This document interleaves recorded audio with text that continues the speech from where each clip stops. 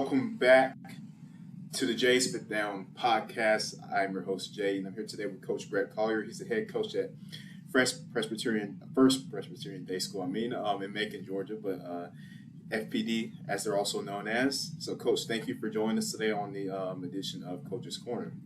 Yeah, Jaden, thanks for having me, man. Good to be with you today. Yes, sir. So, Coach Collier, you guys went 9-3 and won last year. You won state championship. It was your first season as the head coach there. You've been there before, but so talk about the keys in that, and how that all came about for you guys last year. Yeah, I appreciate that. You've been a part of some championship teams, and so you know what that's like a little bit. But so you know that you don't, and hopefully the listener knows you don't do that without having some really talented players. So I'd always try to give credit to them first. We had some really special players. Our quarterback's a great talent. He's going to play at Syracuse. We had a really good tight end, a couple of good receivers, and our offensive line was good. And you sprinkle in some good defensive players with that. So first, I would say the quality of our players, and it was an interesting year. Like you read, our record is 9-3-1. That doesn't really jump off the screen at anyone, but our kids just never gave up. We had a tough midpoint in the season where we had some key injuries, and in a couple of those games, our quarterback was in and out, and you know how hard it is to play without your starting quarterback. And our best wideout missed a lot of games. Our second best wideout missed a lot of games, and so that was tough right there at the midpoint of the season. And our kids just never gave up and battled through it. And at one point, I think we had 5 or 6 key injuries. And so I kept telling myself and telling people around me that would ask that if we ever get healthy around November, we're going to be tough to deal with. And sure enough, that happened. We ended up getting healthy and kind of peaked at the right time and went on a roll and made it all the way through. So it was a special and fun year. I think we have a really good coaching staff. I can say I don't know if I've been a part of this previously, but I don't think we had any major, conflicts either with the players or the coaches, or nothing major in the locker room. You usually have a locker room issue at some point in the year, or 2 players get at each other and got bad blood or something like that. We had no division. We had no cultural issues within our team. And I think that's a tribute to good leadership from the players, the seniors and the captain. So all that combined to say, yeah, the players and the coaches did a great job this year, and I was proud of it. Yes, sir. Yeah, absolutely.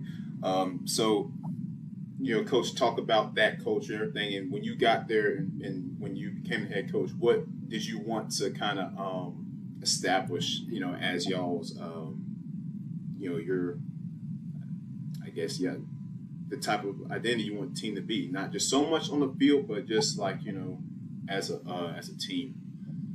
Yeah, I think that's a great question. And I was at Eagles Landing Christian before this, and that's where you were, and that's how you and I got to know each other. And so I was with Coach Guest at Elka and just learned. So I can't put in the words what all I learned from Coach Guest. And I always loved FPD for who we were and who the school was, and kind of always had in the back of my mind, if I had a chance to go be the head coach, I would go back to FPD. And that opportunity came, and I came back. And so I say that to say what I really wanted to do was to keep what I loved about the football culture at FPD, and then add what I loved about what Coach Guest was doing. And so FPD has always been a place that valued their players, really poured into the players, really took care of the players. I feel like at FPD, every player on the roster feels like they're important, and I think that's important to me, and I try to connect with all the guys. And so that was kind of already the culture here. The previous head coach is a very classy man, one of the classiest men I know, and a phrase that he uses a lot is first class. We want to do everything that we do, we want to do it first class. That's the way we treat our players. That's the gear we put them in. That's how we treat our opponents. That's how we the environment on a game day. It's all first class. And so I wanted to bring some of the things I learned from Coach Guest and add it to that. And so coming back, I really had 3 core things that I thought, if I ever get to be a head coach, these are the 3 things that I'm going to stress. Number 1 is team first. The team comes first. And I didn't want any individual player or coach or anything like that to trump that the team is first. And so you might ask a kid to play a position that he's not used to because you had an injury or because you had a weakness somewhere and you need him to move positions. Well, I stress team first, or like I said, our quarterback was highly recruited. And sometimes when you got highly recruited players, that can divide a team. And so I stress team first. And he and his parents and the team was bought into that. So we stress team first. 2 other things we stress a lot in terms of how we play and how we do things is effort and discipline. 2 words we use a lot. So when you get into how do I do this? How do we practice? How do we manage the locker room? How do we behave when we're off campus? Well, you do things the best you can. That's effort. And you do it the way it's supposed to be done. That's discipline. And then the last thing that we say is what I wanted to keep when I got here was first class. So team first, effort and discipline, first class. First class with how we carry ourselves, how we treat people. When we go on away games and we stop and eat, we want to be first class when we talk to people and treat people and clean up after ourselves and all that sort of stuff. So we're in no means perfect, but those are the things that we kind of stress to keep that. Yep, that's right, Coach. So talk about your philosophy offensively, defensively, what you guys like to do. What would you say your identity is, as far as on the field now, and when, you see FPD playing football, like what do you guys like to do? Yeah, I love that question.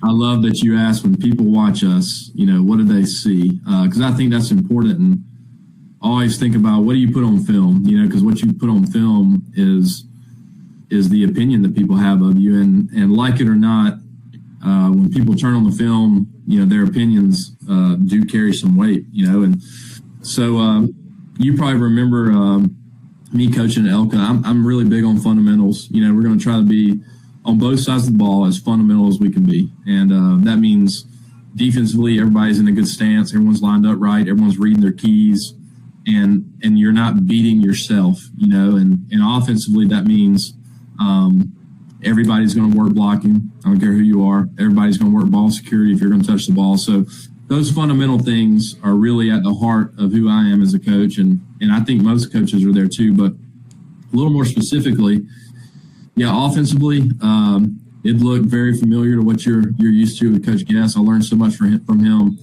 We run a lot of jet sweep and power and counter, and we try to throw good play action and quick game as we need it, quick screens and pass protection for quick game and throw slants and hitches and curls and things like that.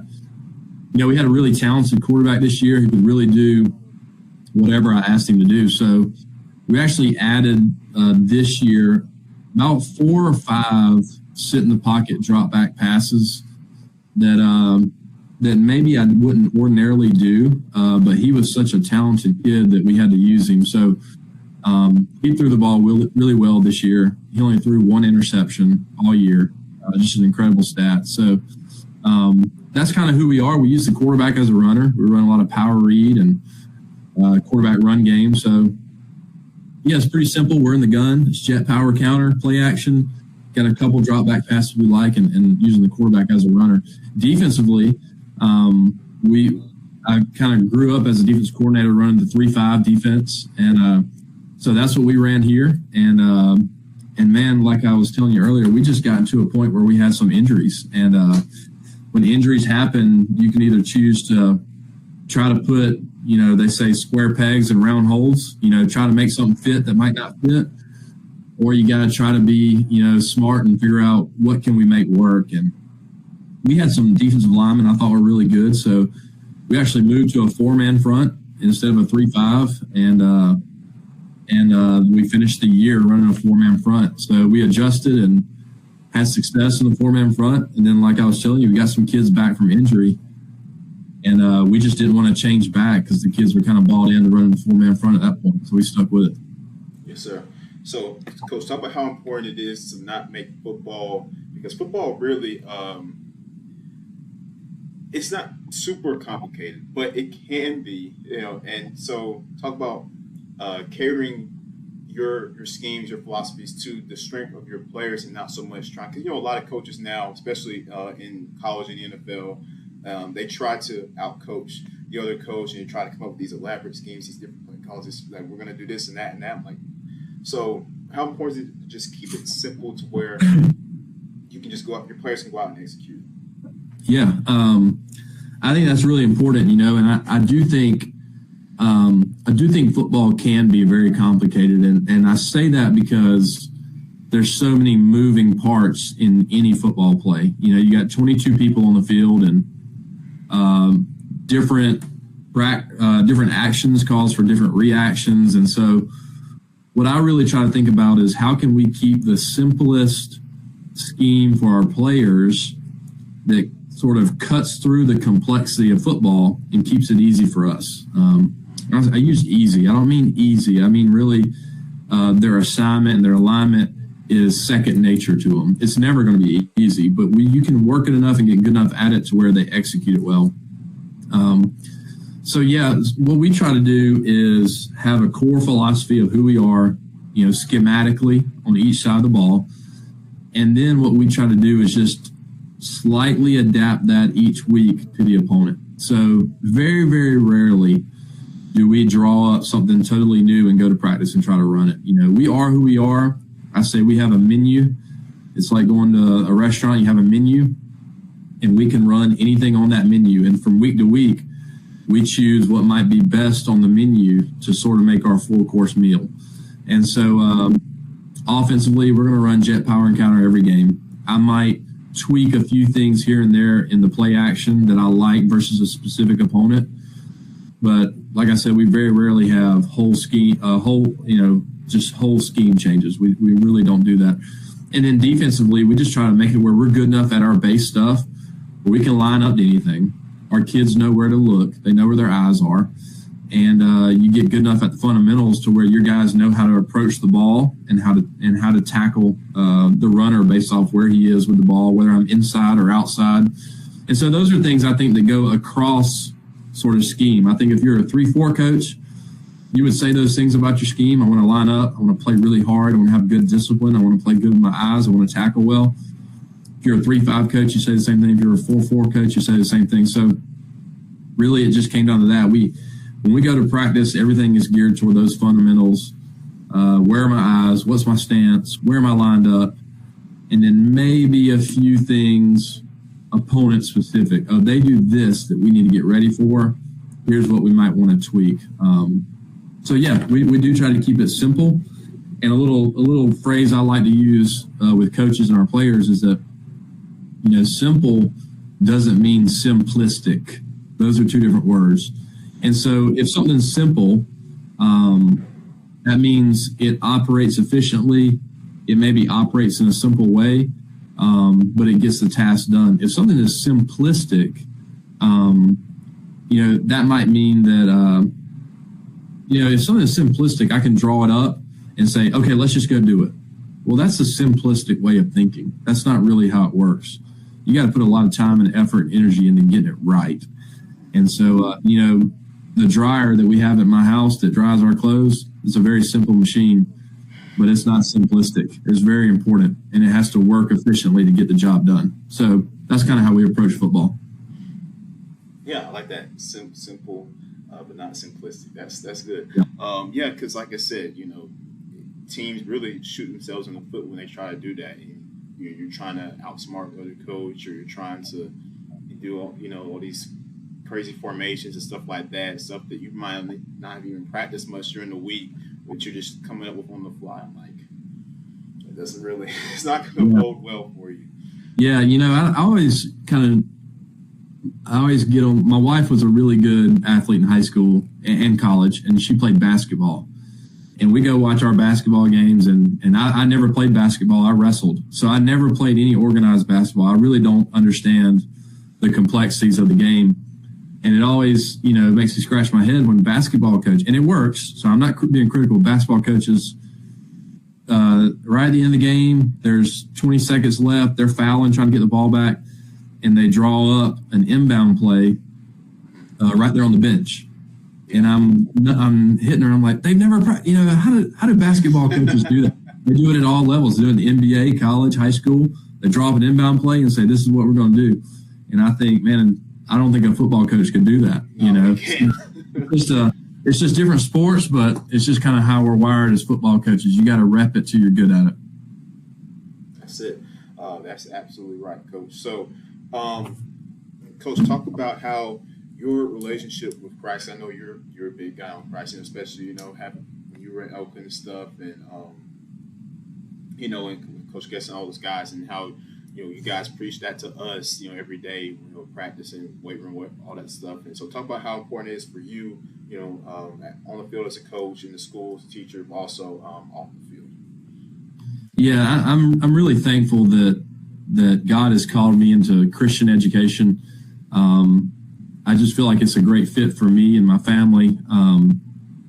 I've had so much growth in my life in Christ, and I think sometimes people are discouraged when they see people they view as really giants of the faith, and maybe they're not there yet. And I've had just so much growth, and my time with Coach Guest was huge for me and growing a lot in my faith as well. And so I'm really thankful that I'm in a school, in a setting where that's most important. And so our mission statement at our school, I think it's the best mission statement ever written.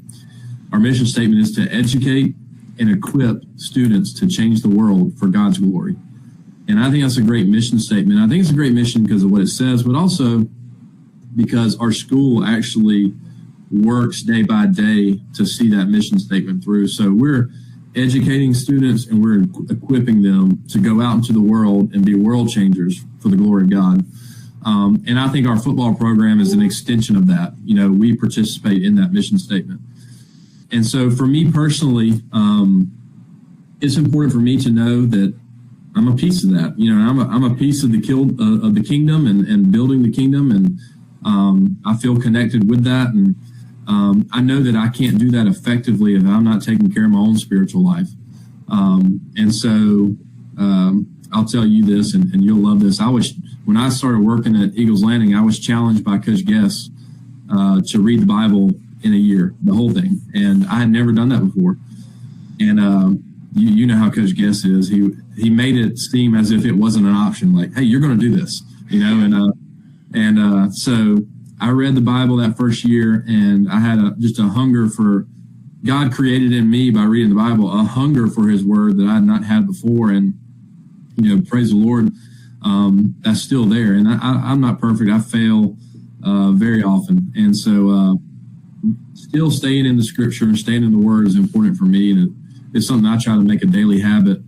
And so I feel like if I'm not equipping myself, it's hard for me to do that with others, and that starts with me, pouring into my family and then pouring into the kids on my team and the kids in our school, and so I think it starts with taking care of yourself and being active in your local church. So all that's really important, and I'm really thankful that I get to be in a school setting where it's not just allowed or accepted. That's the expectation. That's what we're trying to do. Yeah. Good stuff, Coach. So last little thing here, Coach, talk about, I don't know if you heard about this, but so the ex-president of the USFL, so he has proposed a league for high school players, mainly juniors and sophomores, that's going to run from the 19th of April to May 24th. And so basically it's like 6 weeks, and there's clubs in different cities like Atlanta, Cleveland, Dallas, Houston, and they're basically like a showcase, basically, I guess. And you guys, they play each other and stuff like that. So I want to know, as a high school head football coach, what are your thoughts on that? And is that a thing, that thing? What do you think? Yeah, that's a great question and a hot topic. And I've often thought about, the way we do high school sports here in America is very different than what they do in Europe. So in Europe, they have the club model for high school sports. So where you go to high school, really doesn't matter in terms of where you're going to play your club soccer over in Europe. And I've thought in high school, would we ever get to that point? Because travel baseball is such a big deal in AAU basketball, to the point that, for a kid going to play college basketball or college baseball, maybe actually playing for his school is not the top of the importance. Maybe his AAU team or his travel baseball team is actually the main way he gets recruited and gets exposure. So I've wondered where that would go, and yeah, I read about that and the spring football league, and I would just say where I think football is different is the demand that football has on your body physically. And so when a kid is playing football from, you're wearing pads from late July or early August to potentially December, and you're in a weight program year round, and we want to encourage kids, we do at our school, to play multiple sports. So a lot of our kids now are playing basketball or wrestling or getting ready for track and baseball. I just wonder at what point do kids' bodies start suffering as a result. And football is such a physical game, and I think kids are trying to get exposure and set themselves up for success at the next level. And I don't doubt them for that. I don't have any problem with that. But I just wonder what's going to happen when an offensive tackle who's trying to get highly recruited at the next level suffers a knee injury in March because he's trying to get to the next level. And that's not saying that's a problem with that league. That could happen in his high school season as well, as we all know. But what you're doing is when you add playing time to the kids, you just increase the risk of injury. Having said that, I am very much pro anything that's going to get the kids exposure. Kids want to get recruited and go play at the next level, and that's important. And whether they want to go see private trainers or go to showcases or, go to mega camps and camp junior days on campus, I'm very much for all that. We promote that. So I'm for the exposure, but not at the risk of player safety. And so I don't know. I'm interested to see how that plays out and what the interest is and how many people jump on that. I'm certainly not against the idea, but if I had a player that wanted to do it, I would just caution them to consider their body and how much the toll is going to take on their body. Yeah. I mean, I know definitely for me as a player, I don't know. I probably wouldn't do it. I mean, because like you said, Coach, first off, it's year-round. Football is a year-round sport.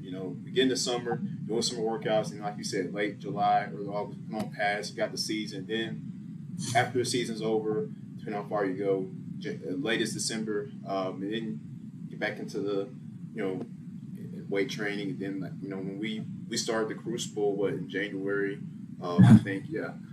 So like that stuff, the conditioning, and then spring practice. Right. I don't know. I don't think I could have done it. Yeah. But yeah, and so I'm certainly not against the sentiment and the idea behind it. Getting kids exposure, getting kids exposed to different systems and different defenses, and I think anytime you can work fundamentals and all that, that's a good thing. Yeah. But football's a little different than baseball in the toll it takes on your body, and so. That would just be my primary concern. But, hey, if it's on TV and they're playing, I'll probably watch it. Yeah, right. It's football, right? So just one more question here, Coach, just real quick. What advice would you give to any people trying to get into coaching, trying to get into this field? What would you say to them? Yeah, I think that's a super important question because as I've sort of grown up in coaching, I haven't been a coach for 30 or 40 years like some people I know, but I think I'm going into my 13th or 14th season as a coach total. I just feel like I see less and less young coaches getting into education and getting into coaching. So for someone wanting to get into coaching, I would say do it. It's hard. It's extremely fulfilling. At times in coaching, there's extreme highs and extreme lows, but if you can balance that out and know the impact that you're making, I would encourage them to do it. And I would encourage them, maybe a guy your age that wants to get into coaching, I would say find a coach that is doing a good job and doing it the right way. And it doesn't mean they're winning the championship every year. It doesn't mean they're a legend, but a coach that is coaching his kids the right way and doing it for the right reasons. Go work for that guy and be willing to do whatever you have to do. If you're the young coach that does the laundry or sets up the camera for practice or does whatever, do those things. And doesn't mean you're going to be there forever, but start by doing that because one day when you are the head coach, you're going to have to do a lot more than you maybe expected to do of the dirty work. And you need to know how to do those things, and you need to appreciate the people that help you out and do those. So go do it. Learn how to be a very fundamental coach to coach the details, and do it under the supervision of a guy that is doing it the right way, and then enjoy it. And it's hard to believe that I'm 14 years into my career. It seems like it started yesterday. So enjoy every second of it. Yeah, good stuff, Coach. Great. So, yeah, Coach, thank you for coming on the show today. We appreciate your time and your insight, Coach Collier. And like I said, great.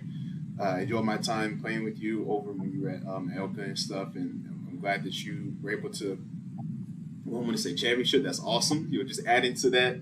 That trophy case of yours, right? And but hopefully, you guys continue to do that. So good luck to y'all, this season, and hope you guys have a great spring and summer. And hope to be talking to you soon. Thanks, Jaden. Thanks for having me on, buddy. Of course, man.